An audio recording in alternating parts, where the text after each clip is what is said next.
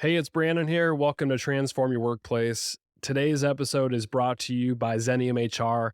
The demands of HR and payroll are endless, and that's why Xenium provides a complete solution for both, so you can focus on what you do best, which is growing your organization.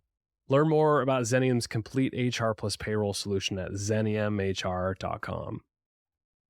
All right, today's episode is number 401.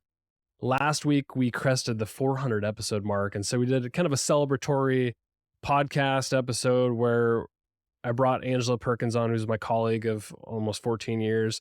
And we discussed some of the top podcasts from the last few years, or at least the ones that I find super interesting. And we spent a few minutes talking about each episode. And we even took a look at some of the predictions we made about the workplace back in 2019 and sort of explored where we're at now. And I had a lot of fun on that episode, so make sure to go check that out. We also created a YouTube version of that podcast. We're starting to do a little bit more video.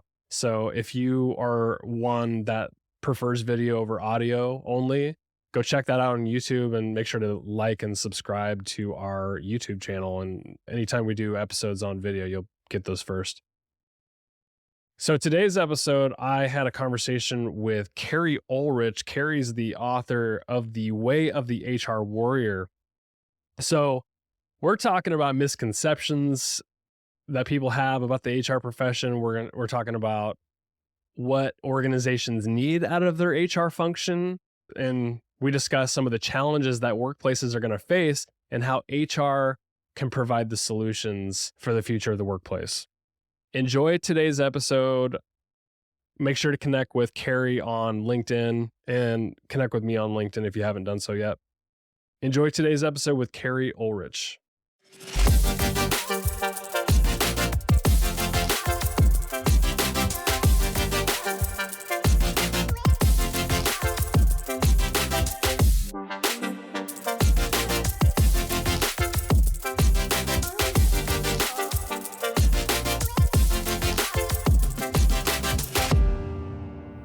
Hey, Keri, it's a pleasure to have you on Transform Your Workplace. Thanks for coming on the podcast. Hey, thank you so much. I really appreciate it. We're going to talk about the HR professional. You wrote a book called The Way of the HR Warrior. So I'm excited to dive in because this podcast actually started as a podcast just for HR people, and I've since expanded it. So I love talking about the HR profession in general. What's your personal view of HR versus how like a business owner might think of HR? And that function, maybe not just the person itself, but the function as a whole too. Well, let's start on the sad side. So HR is a profession, and what usually business owners see is not the best. So how many jokes in TV and movies are about the HR person? And I think business owners, especially if they're a bit smaller, they think HR is this kind of necessary evil and it's for compliance. And at the same time, anyone can do it. And so a lot of business leaders don't see the value. So they have some of those. Then you have some who really do see the value. So it's kind of a mixed bag, but I would say our reputation's not the best. It's not like people start their business and go, I can't wait to hire an HR person. I can't wait to have that department that's really going to accelerate my business. Now, the secret is we do. We do accelerate your business, and the profession is incredibly important. And when you have a beautiful HR team, the things you can do with your staff and your business are astronomical. But I think there's that big gap between what business leaders see and what I know HR can do. It's interesting to me because there's been not a lot of value placed on the HR function for a very long time. I think a lot of business owners, just from my perspective, I think business owners are starting to wake up to that, because unless you could fully automate your business through robots and AI or whatever, you're always going to have people, and people are complex and their needs are changing and evolving. So HR is a strategic function, in my opinion. I don't know. Do you feel the same? Oh my gosh, yes. And what I love, so I use this example quite a bit, especially with people who don't get HR. I've worked with a lot with engineers, and they'll just kind of go, ugh, people, right? And they're just like, just what a horrible job you have, Keri. And it's not that hard either. Like sometimes they think it's not that hard. And I'll Bullshit. say, right? And I say, let's talk in engineering terms. I said, so when you leave, this is what makes HR so hard to do. When you leave your machine on Friday, by the time you come back on Monday, unless there's been some natural earthquake or something or a tornado, your machine is the same thing. On Friday, however, when your, Jim leaves, he could come back on Monday, a very different Jim. He could quit. He could just not show up. Like people, a lot of stuff happens to him over the weekend. And so that's what makes them as a machine a very complex and difficult. And that's when I get my engineers to go, oh, yeah, I still don't want your job. But yeah, they're really hard and difficult to figure out. Is there a type of, it's hard to like put everybody in a bucket, but is there a type of person that becomes an HR professional, or one there's like a certain pedigree? Because I think when you look at, you mentioned TV shows, I love The Office. Oh, But Toby, I Toby know. I know. Flenderson, he's the HR guy, and the way they portray him in that show, I think, I mean, that was a huge show. And so if everybody's thinking of like, oh, this is how the HR person is, like, what a bad rap, right? Like, Horrible. but the HR people aren't like that. At least the ones that I know. Maybe elaborate on that. I think so for the HR profession. And so let me back up because we actually call out Toby in the book of like, don't be a Toby, right? Because it's just so sad. I latched onto that. Yeah, I was like, oh, Toby. I think that in the HR profession, there's this what's the profile? So I think quite a few they start off by thinking they like people. So this is when you go down the wrong path, I think, in HR. Because if you start thinking you like people and you're just gonna like make people happy, I think you kind of could end up like a Toby, right? Where you give up Because you're jaded at some point. you get jaded and you're just like, did he really do that? And you all of a sudden this whole flower, the blooms off the flower because you realize, oh, people are kind of sassy and not so great sometimes and naughty. And so I think if you go in it from, I just want to help people and I'm so happy to be around people, you'll get jaded pretty quickly. I think the HR professionals who see it as a strategic value to the business and understand that you're going to have to manage through some pretty tough issues. But if you have the goal of, if I have a great employee base, the business does well, and the business does well, we can hire more people. And so if you see a long-term effect, I think those HR professionals are much more successful than I like people, because they will disappoint you. Because it's kind of like cops sometimes. You only see people breaking rules. And in HR, sometimes if you only focus on those who are trying to maybe manipulate a system a little bit, or you get a lot of disgruntled, you're going to get really jaded and unfortunately start to be like Toby. It's so interesting because I think most people who are listening to this, or even people in the HR profession, they're like, they got into it because they love people. And I think deep down inside, they'll still say that somewhere, because on the alternative side, where you're talking about HR as a strategic function, and then think about the tactics, not necessarily tactics, but the strategies that you use, Mm-hmm. it's sort of manipulative in some ways because you're trying to get business outcomes, right? Yeah. And so for regular employees, they're like, well, HR is only here to work for the employer, and it's manipulative from Mm-hmm. my point of view as an employee. What do you think about that? Yeah, I've heard that. I've heard that before too. And I think a good HR person has to balance both. And so while you can understand that you have to get to the business outcomes, you can fight for employees like nobody's business. And you're in this position to do so. And it's a beautiful position. So, and sometimes the employees never know. So I'll use the example of one time when we were doing reductions, which is the worst and you hate it. But as an HR person, how can you make sure that is the most respectful process you can do? So when someone goes home, they're like, you know what? It sucks, but I was treated like an adult. I was treated like a human.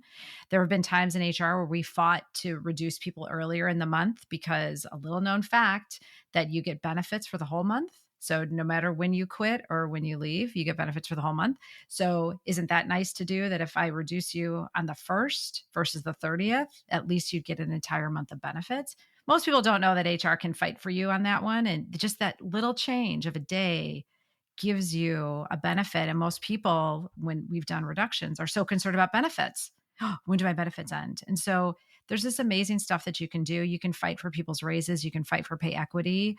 There's so many things that you can do to fight for employees, at the same time balancing the needs of the business. I think where HR goes so wrong and gets such a bad reputation is you're a mouthpiece for the organization, and the employees are incredibly brilliant and they sniff out those HR people immediately. They're like, don't go to her. She'll only do what the company says. And so in HR, you kind of have to be a little bit of a warrior and a badass to say, you know what?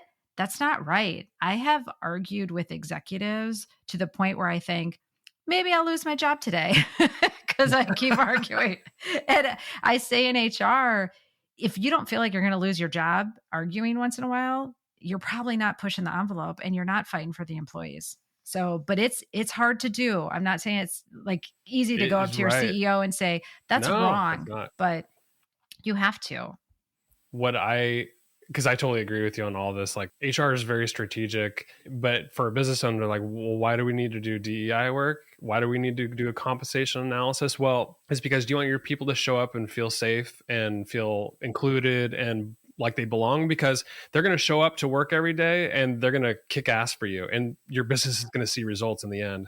Because if you don't do that, then it's us versus them. Right. And I think too, you kind of have to understand where your business owner is in the evolution as a human. You got to figure out how to say, okay, like DEIB is a good example.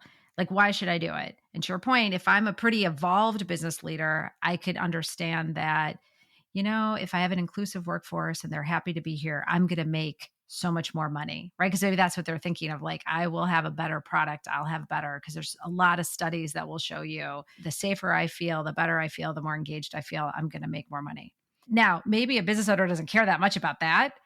You could then change the discussion to, well, if they're really unhappy with pay and you don't treat them well, then you'll get a union in, which most business owners are not thrilled for that. They're not thrilled because they know it could cost them more and there's a lot more restrictions on them. So you could argue that. It's not my first argument that I would like to make. I would like you to be a more evolved human. However, that could be the downfall for the business. They don't want the union in, so do it for that reason. But that's, again, HR needs to have that flexibility. And I've seen a lot of HR people say, well, that's the law, you have to do it.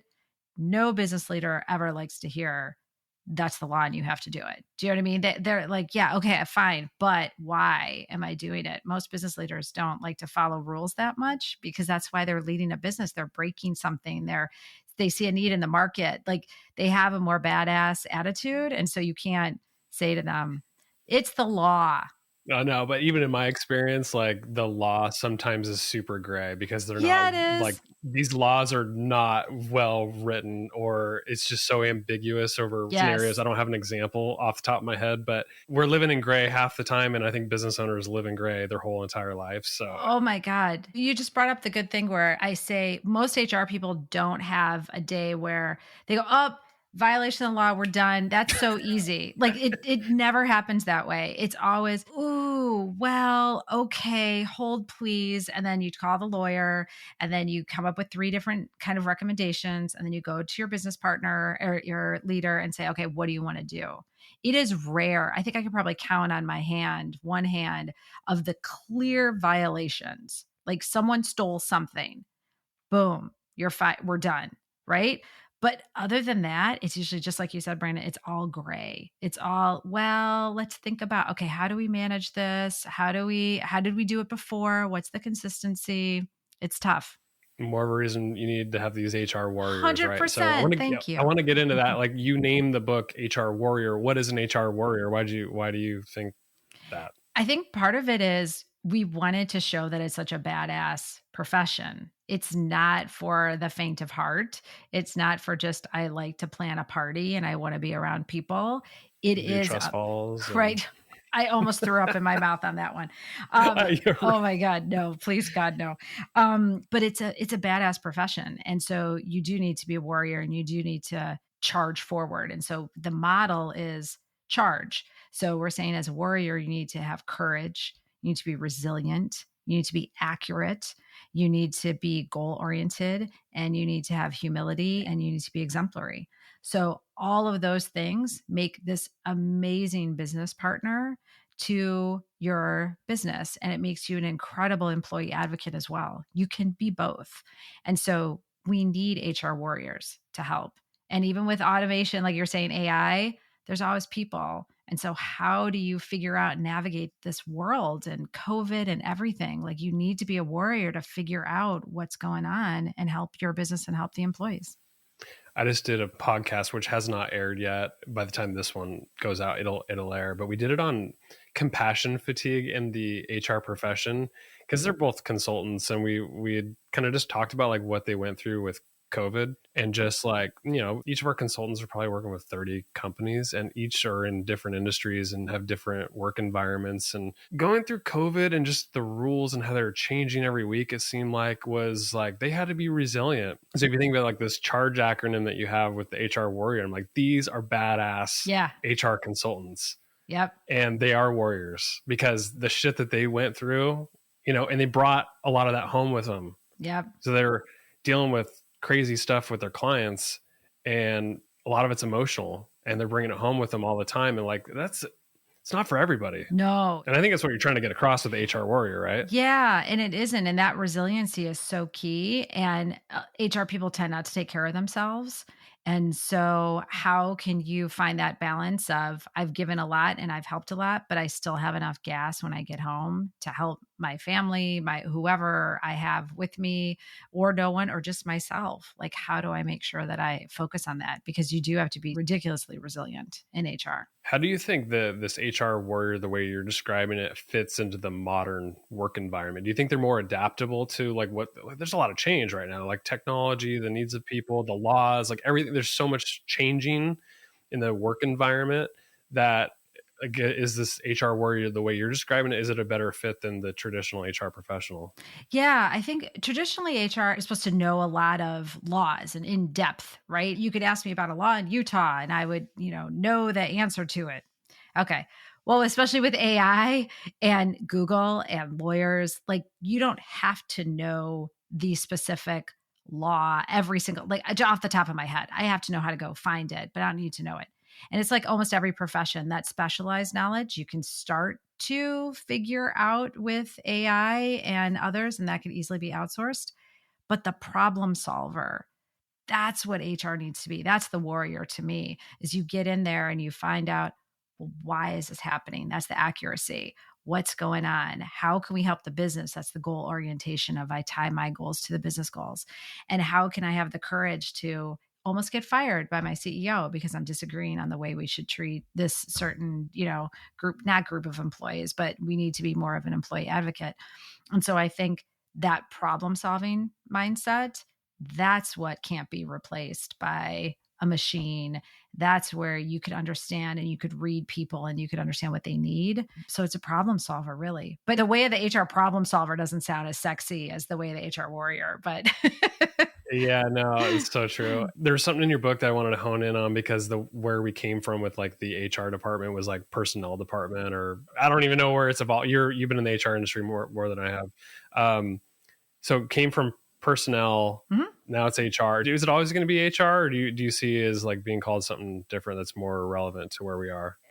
Quite a few are changing to kind of the people. You'll hear people operations, you'll hear people and engagement, people and culture. So I think they're trying to move away from human resources. But unfortunately, it's pretty easy to just say HR and like everyone kind of knows what you mean. But I think eventually, I think a lot of that payroll benefits, specialized leaves are a lot of those are getting outsourced because there are specialized companies. Like, I don't know, you might know one, Brandon, but Yeah, I work specialized, for one. yeah.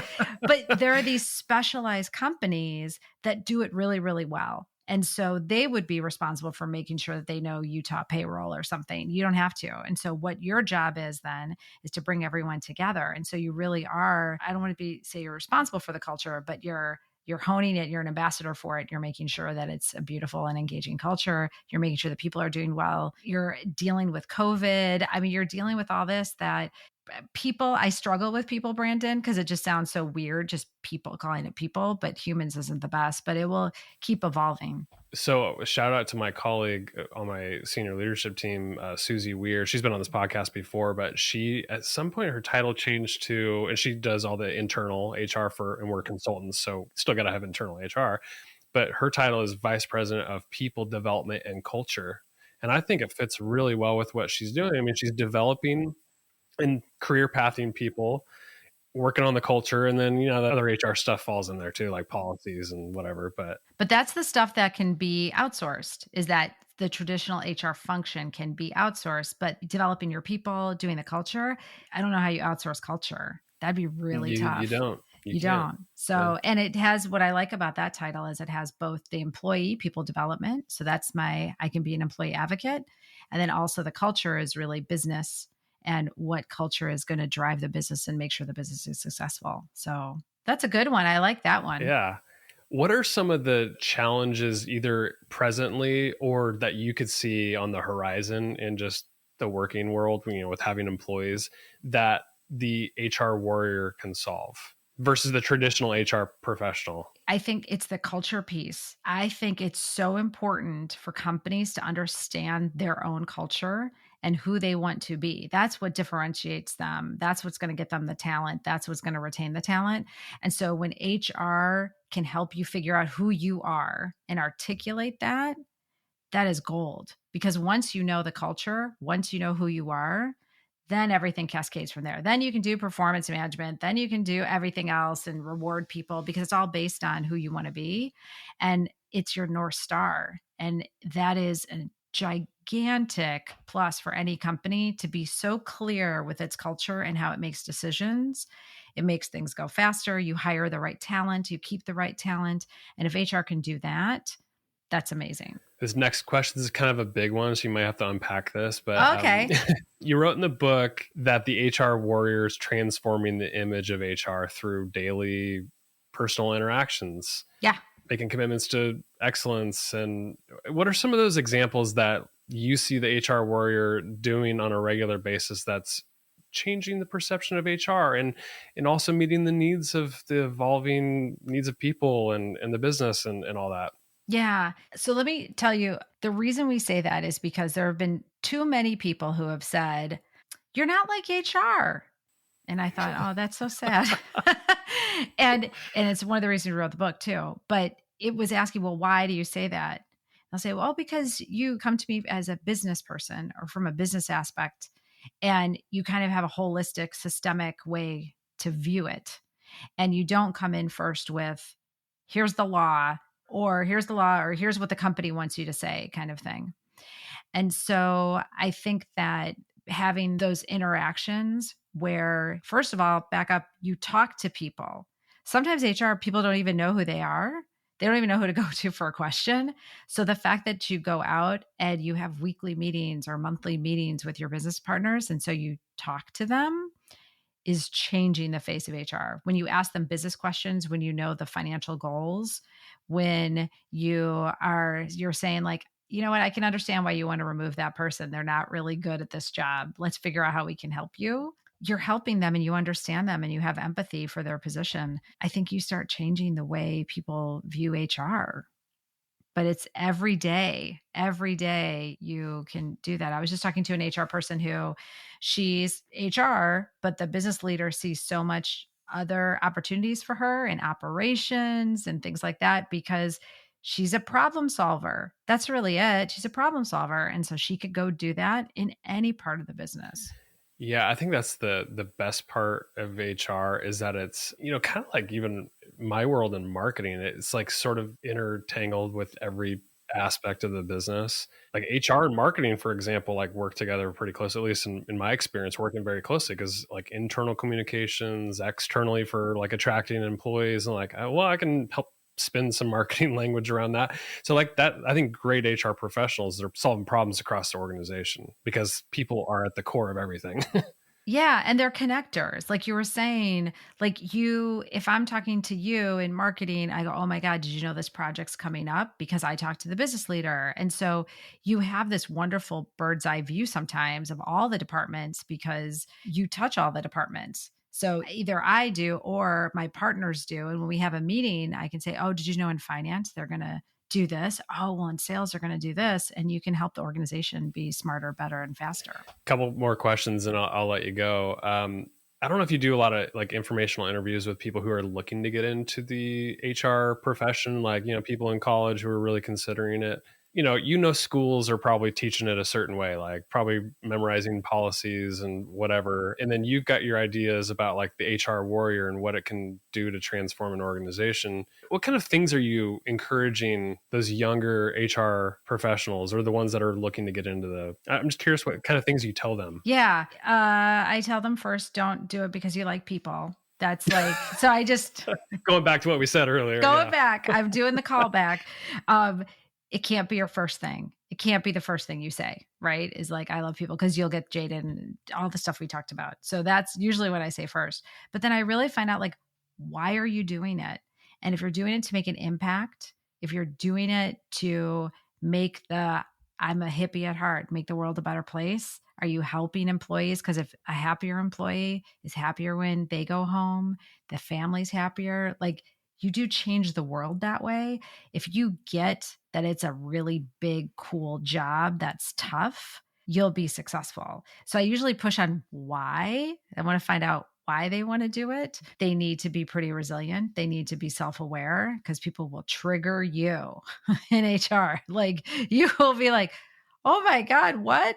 And so you need to know that. And I had a friend who said, where do you want to, I mean, this is a violent example, but he's like, where do you want to be in a boxing ring? Do you want to be like in the first row where like sweat gets like knocked on you and blood? I'm like, okay, this is gross, but he did have a point.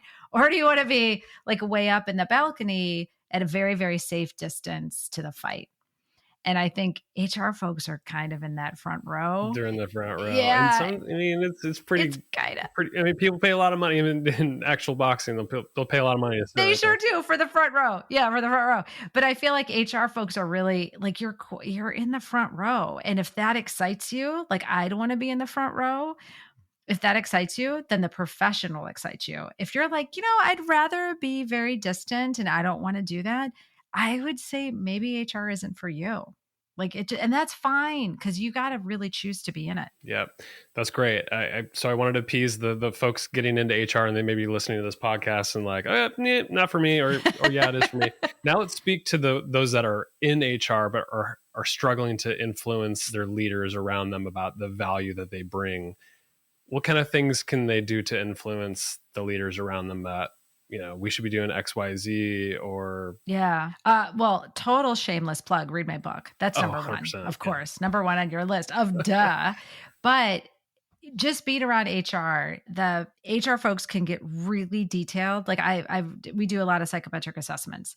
And so the profile of HR can be much more detail orientation, which serves you very well in the beginning of your career. But then you have to be more of a salesperson as you move up, because you have to influence the executives. You have to be really, you only have 5 minutes to get their attention. It's a very sales profile. It's what HR doesn't have, is sales profile. And in fact, some of the HR people really dislike the sales profile. And so my advice to people in it struggling to influence is go shadow a salesperson. And I can hear your HR people going, ugh, because I've said this to HR people and they've said, ugh. But how do you learn? We've done so many sales trainings, and I've learned all the time. It's so great at how to sell, because that's what you're doing. You have to influence and sell without direct power. There's a book called Influence by Robert Cialdini that I always recommend to people, even outside of marketing, because there's so much, everything's about influence. Everything. And that's, again, HR has no direct power, really. We really don't. And so the only ones that the executives will really listen to is when the lawyer says, that's going to cost you $1 million. Then they start to listen. But you know what I mean? Absolutely. Like, but we don't. We all have to influence. And so learn from salespeople. And that puts a lot of people in an uncomfortable situation, because the profile of HR isn't very salesy. So, Keri, your book is The Way of the HR Warrior. I was just looking on Amazon. It's got 99 5-star ratings. So you're doing something good. Your book is great. It's great. I'm not an HR professional. I work with a ton of HR professionals, and I do talk about HR all day. So I guess you could say I'm sort of a wannabe. Yeah.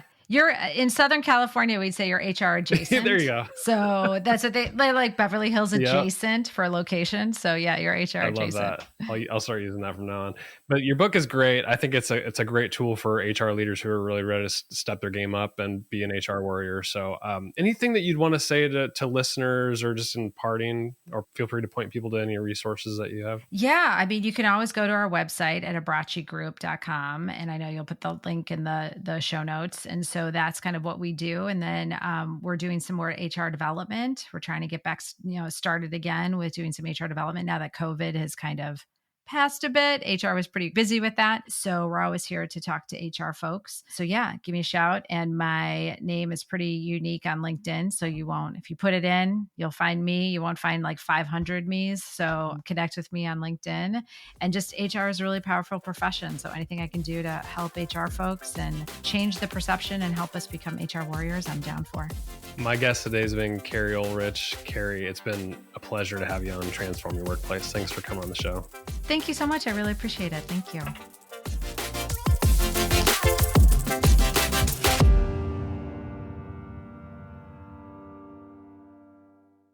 The views, thoughts, and opinions expressed are the guest's own and do not represent the views, thoughts, and opinions of Xenium HR or the host, Brandon Laws. The material and information presented on Transform Your Workplace is for general information and educational purposes only.